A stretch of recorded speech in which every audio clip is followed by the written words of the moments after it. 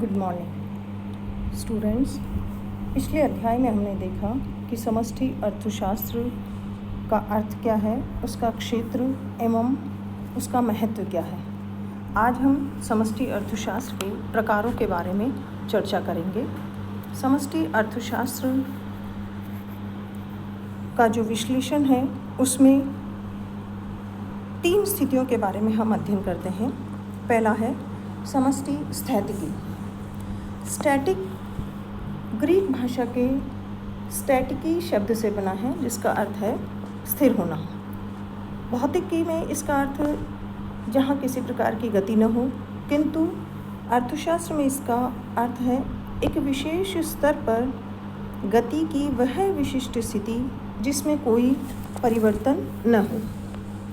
समष्टि स्थैतिकी विश्लेषण अर्थव्यवस्था की स्थैतिक संतुलन अवस्था की व्याख्या करता है।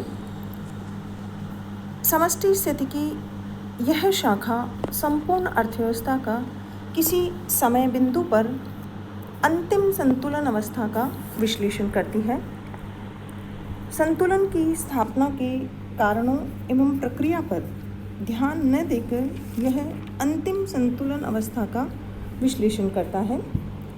ऐसी संतुलन की अंतिम अवस्था को इस समीकरण y = c+i के द्वारा बताया जा सकता है, जहाँ y = कुल आय, c = कुल उपभोग तथा i = कुल निवेश।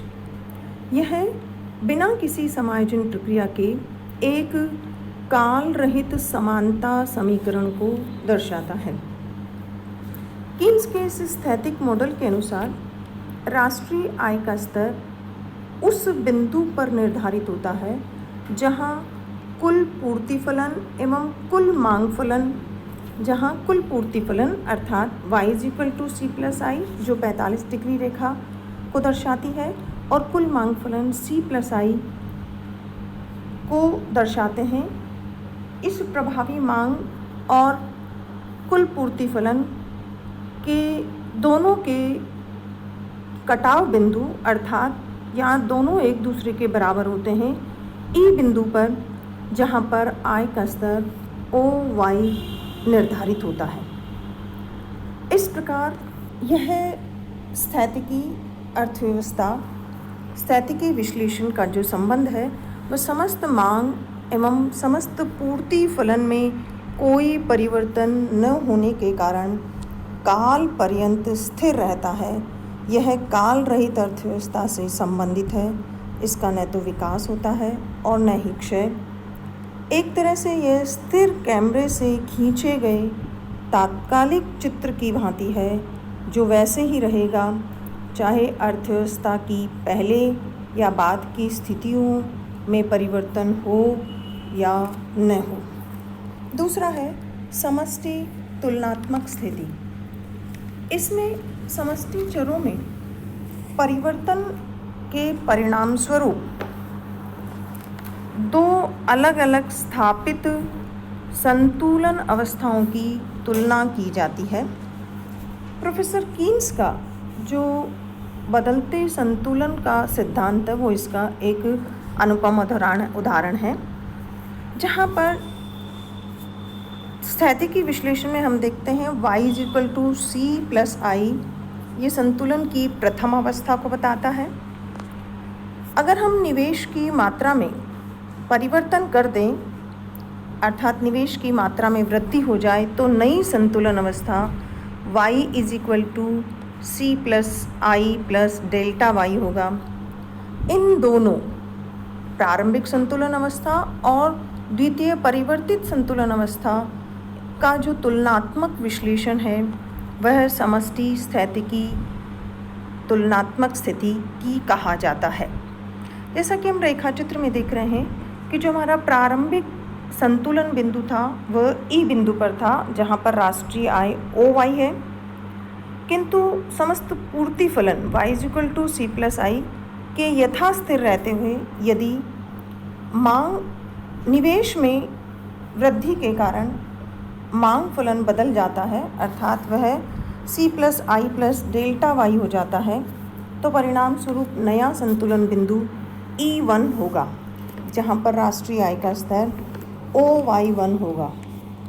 इन दोनों संतुलन अवस्थाओं की राष्ट्रीय आय का तुलनात्मक विश्लेषण समष्टि तुलनात्मक स्थैतिकी की विषय सामग्री है। अब हम तीसरा देखते हैं कि जो हमारा तीसरा जो प्रकार है वह है समष्टि प्रावेगिक। समष्टि अर्थशास्त्र के विभिन्न क्षेत्रों में होने वाले परिवर्तनों की प्रक्रिया एवं परिवर्तन की गति का अध्ययन इसके अंतर्गत किया जाता है। यह परिवर्तन की प्रक्रिया का विश्लेषण है जो काल पर्यंत चलता रहता है। अर्थव्यवस्था में दो प्रकार के परिवर्तन होते हैं, एक तो उसके ढांचे में परिवर्तन किए बिना और दूसरा उसके ढांचे को बदलकर। तो जो हमारा आर्थिक प्रावेगिकी है वह दूसरे प्रकार के परिवर्तन अर्थात उसके ढांचे अर्थात जनसंख्या, पूंजी, उत्पादन की तकनीक, लोगों की रुचि आदि किसी एक में या सब में परिवर्तन हो जाए तो अर्थव्यवस्था भिन्न ढांचा ग्रहण कर लेगी, धारण कर लेगी और आर्थिक प्रणाली अपनी दिशा बदल देती है। इस विश्लेषण में हम देखते हैं कि जो समष्टि चर है उनकी निरंतर गतियों या परिवर्तनों का विश्लेषण किया जाता है। समष्टि प्रावेगिक मॉडल को प्रोफेसर कुरीहारा ने केन्स के निवेश गुणक से परिभाषित किया है, वर्णित किया है, जहां उपभोग पिछली अवधि की आय का फलन होता अर्थात CT = फंक्शन ऑफ YT-1 तथा निवेश समय तथा स्थिर स्वायत्त निवेश डेल्टा I का फलन है, जिसको हम delta I = function of delta YT के रूप में परिभाषित कर सकते हैं। इस रेखा चित्र में हम ये देखते हैं कि जो हमारा कुल मांग फलन है, प्रारंभिक कुल मांग फलन C+I जो और कुल पूर्ति फलन 45 डिग्री रेखा है। यदि हम प्रारंभिक E बिंदु से प्रारंभ करें जहाँ आय का संतुलन OY है, उस आय स्तर पर यदि निवेश को हम डेल्टा Y द्वारा बढ़ाते हैं तो जो हमारा E से प्रारंभ होकर जो बिंदु हमारा आगे बढ़ता है वह बढ़ी हुई आय को कुल मांग फलन, नए कुल मांग फलन अर्थात delta C+I plus delta I के द्वारा जो दिखाया गया है। लेकिन जो हमारी जो अवधि है उसमें हमारा उपभोग पीछे रह जाता है और जो हमारा संतुलन है वह आय के बराबर ही होता है।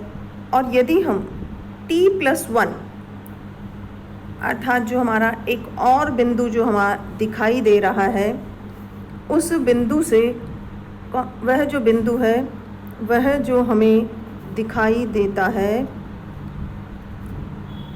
जिसको